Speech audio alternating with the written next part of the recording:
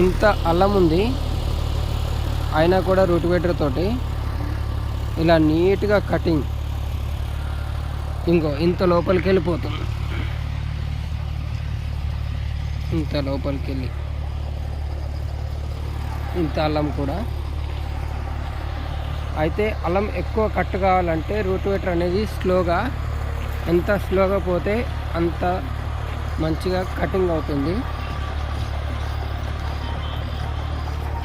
చూడండి,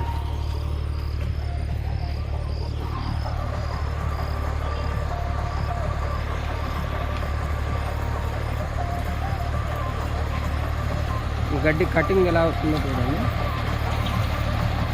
గడ్డి కటింగ్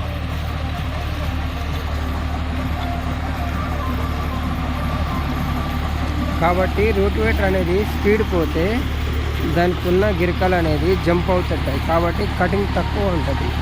ఎంత స్లోగా పోతే అంత కటింగ్ బాగుంటుంది.